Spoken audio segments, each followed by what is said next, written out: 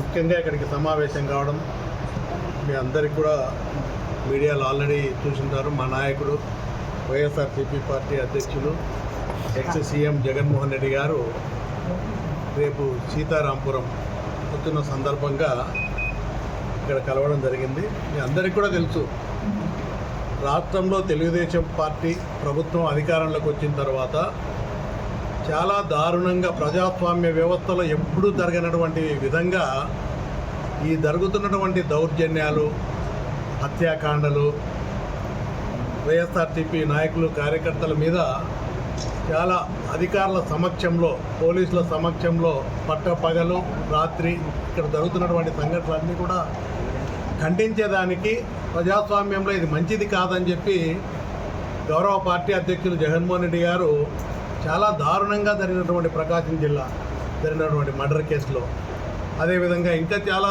భయంకరంగా జరిగినటువంటి సంఘటనలను ప్రజాస్వామ్యంలో ఇది మంచిది కాదు అని చెప్పి ఒక ధర్నా చేస్తే దాన్ని కూడా స్వీకరించకుండా మళ్ళీ జరగవని చెప్పే పరిస్థితి లేకుండా హేళన చేసినటువంటి పార్టీ తెలుగుదేశం పార్టీ నాయకులు అందరూ కూడా గమనించారు.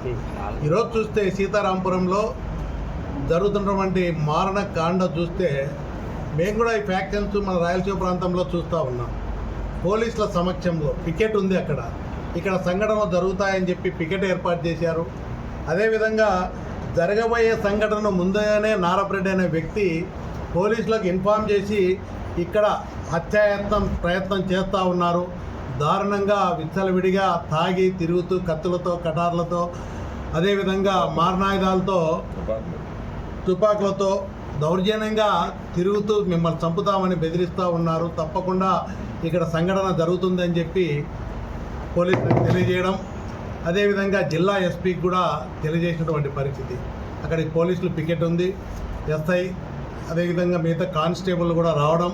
అప్పటికే అక్కడ ఉన్నటువంటి శ్రీనివాస్ రెడ్డి కానీ ఆయన నాయకత్వంలో ఒక 30 మంది తాగి విచ్చలవిడిగా ప్రతి ఇంటికి వెళ్ళి వైఎస్ఆర్సీపీ పార్టీకి సపోర్ట్ చేసినటువంటి వాళ్ళను, ఏజెంట్గా కూర్చున్నటువంటి వాళ్ళను బెదిరిస్తూ మిమ్మల్ని చంపుతామని చెప్పి రాత్రి 9 గంటల నుంచి అర్ధరాత్రి వరకు కూడా తలుపులు తట్టి ఒక్కొక్కరిని బయటికి లాగి కొట్టిన సంఘటనలు పోలీసుల సమక్షంలో. అది కూడా పోలీసులు కూడా అడ్డుకున్నప్పటికి కూడా మిమ్మల్ని కూడా చంపుతాం, పెట్రోల్ పోసి తగలబెడితే మీకు ఎవరు దిక్కు అని చెప్పి పోలీసులు కూడా బెదిరించే పరిస్థితి చూస్తే ఒక ఎస్ఐని, కానిస్టేబుల్లను ఎంత బరి తెగించి చేస్తున్నారు ఈ సంఘటన.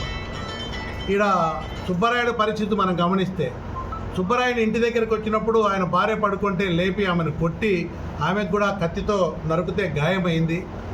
తర్వాత వాళ్ళ భర్తను ఎక్కడున్నాడు, వాడు వైఎస్ఆర్సీపీ పార్టీకి చేస్తాడా, ఏజెంట్ కూర్చుంటారని చెప్పి ఇంట్లో నుంచి లాక్కొచ్చి ఇంటి ముందర, అదేవిధంగా అందరి సమక్షంలో కుటుంబ సభ్యులు, కుమారులు చూస్తుండగానే హత్య చేసినటువంటి సంఘటన.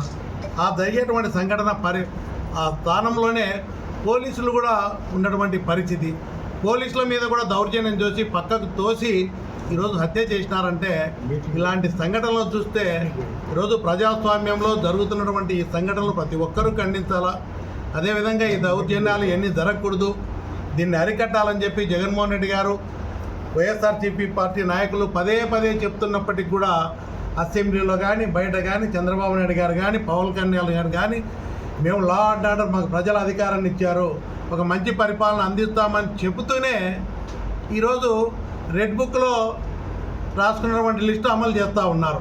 మేము రెడ్ బుక్ మెయింటైన్ చేస్తున్నామని చెప్పి లోకేష్ చెప్పినటువంటి పరిస్థితి. ఒక దిక్కు చంద్రబాబు నాయుడు గారేమో లా అండ్ ఆర్డర్ మెయింటైన్ చేస్తామని చెప్పి ఈరోజు రెడ్ బుక్లో ఉన్నటువంటి మేము అమలు చేస్తామని చెప్పి లోకేష్ చెప్పిన పరిస్థితులన్నీ జరుగుతూ ఉన్నాయి. ఇలాంటి దారుణాలు అరికట్టాలా, కార్యకర్తలకు అండగా ఉండాలా. ప్రజాస్వామ్యంలో ఈ ప్రతి నాయకుడు, కార్యకర్తలు ధైర్యంగా ఉండండి, మీకు పార్టీ అండగా ఉంటుంది అని చెప్పి జగన్మోహన్ రెడ్డి గారు సుబ్బరాయుడు గారిని కుటుంబ సభ్యులను పరామర్శించేదానికి వస్తున్నారు. ఆర్లగడ్డలో మనం జరిగిన సంఘటన చూస్తే కిడ్నాప్ చేసి చాలా దౌర్జన్యంగా ఒక వీడియో కొట్టేటువంటి పరిస్థితులను వీడియో చిత్రీకరించి పబ్లిక్ చేసినారు.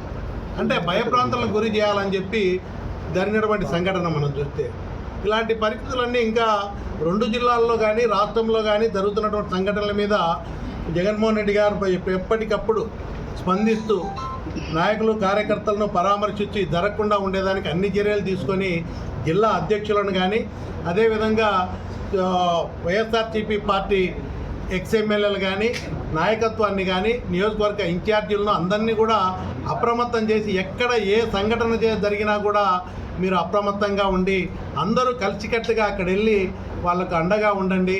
మళ్ళీ ఇలాంటి సంఘటనలు పునరావృతం కాకుండా మనం పోరాటం చేయాలా, ప్రభుత్వం మీద ఒత్తిడి తీసుకురావాలని చెప్పి ఇలాంటి రేపు పరామర్శించడానికి వస్తూ ఉన్నారు. మనం చూసాం ఈరోజు అధికారం వచ్చింది, అధికారం కోసం మనం చూస్తే చంద్రబాబు నాయుడు గారు కానీ కూటమే పవన్ కళ్యాణ్ కానీ బీజేపీ వాళ్ళు ఒక మేనిఫెస్టో ఇచ్చారు.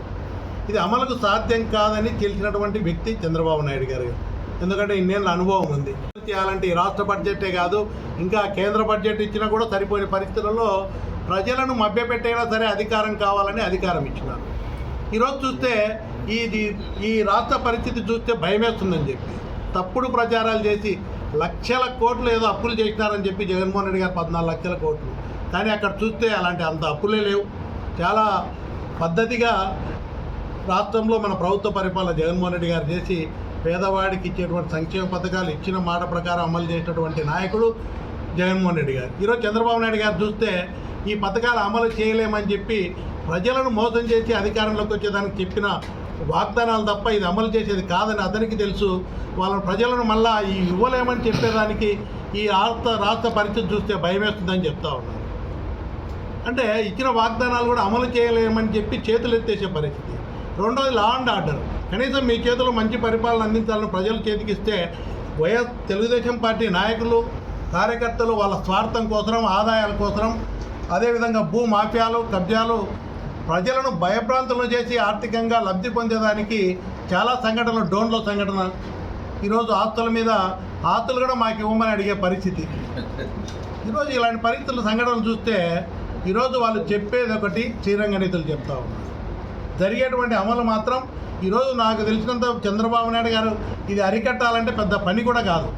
కానీ పైకి ప్రజలను మభ్యపెట్టి మేము మంచి పరిపాలన అందిస్తున్నామని ఒక దిక్కు ప్రజలను భయభ్రాంతులను చేసి, ఎందుకంటే ఇంకా ఆందోళనలు చాలా తొందరలో ఈరోజు ప్రభుత్వం ఇచ్చిన వాగ్దానాలు అమలు చేయలేని పరిస్థితి, ప్రజల్లో తిరుగుబాటు వస్తూ ఉంది.